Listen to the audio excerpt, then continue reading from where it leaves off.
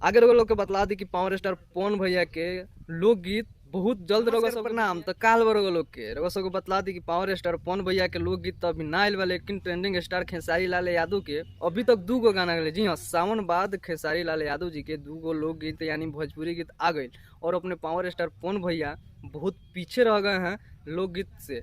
और वो सबके बतला दी कि खेसारी लाल यादव के सावन बीतला के बाद एगो गाना आयल जौना गाना के नाम रहे डबल खिड़की भैया, माने ओके क दी तो फुल फ्लॉप रह गई। और ओकरा बाद एगो और फिर गाना आयल जौन की अखिलेश कश्यप के लिखल बा और उनकरे चैनल से आयल बा अन्नपूर्णा फिल्म से। और ये गाना के जौन की टाइटल बा माल के मोबाइल। और सब एगो रील देखत होखे कि माल के मोबाइल पूरा जिंदगी में टेंशन आ गइल बा, माल के मोबाइल धरा गइल बा।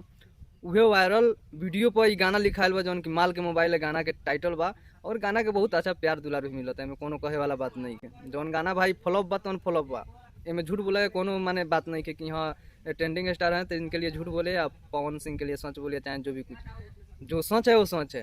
ये गाना के प्यार दुलार मिलता है बट उतना अच्छा ना जौन की खेसारी लाल यादव के पहिलका गाना आवत रख और वो सब के प्यार दुलार मिलत रख वो सब लेखा अभी कोनो नहीं के। काहे कि खेसारी लाल यादव जी विवाद से हट गए बनी नू तो शरीर में एनर्जी ना मिलता था, गाना भाई हिट ना हो पावता।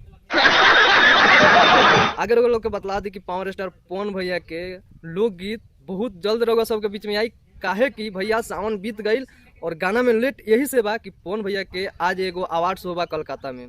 अवार्ड शो भैया के बाद रउआ सबके अपडेट जरूर देम कि गाना कब तक आई और कौन गाना आई। गाना तो 2 गो से तैयार बा, एगो उषा फिल्म से और एगो शायद जौन हिंदी रीमिक गाना बा कल्पना जी के साथ में पावर स्टार पवन भैया के, तो उ शायद कोनो चैनल से आवेला बा, कंफर्म पता नहीं पहले कौन गाना आई। लेकिन 100% रउआ सबके बतलावता नहीं कि आज अवार्ड शो खत्म भइला के बाद रउआ सब के 2 दिन के अंदर में गाना आवे के कंफर्म डेट बतलाएं रउआ सबके।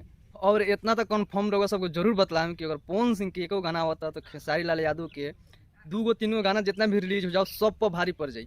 काहे कि भैया पवन सिंह कुछ अलग करे के सोचलन और अलग कैला के परिणाम बहुत अच्छा वाला, बहुत अच्छा रिस्पॉन्स आवाला, बहुत प्यार दुलार मिलेला वो सब गाना के। लेकिन अगर कोनो बात वायरल रहता ऊपर अगर गाना निकलता तो उतना ना चली, काहे कि वायरल बा। और जो वायरल ना बा जेके वायरल करे के बा उ पवन सिंह करलन, कुछ अलग करके वायरल करलन। तो सबका अपडेट कैसे लागल कमेंट करके जरूर बतला। मिलता नहीं अगला वीडियो, तब तक नमस्कार, लव यू ऑल।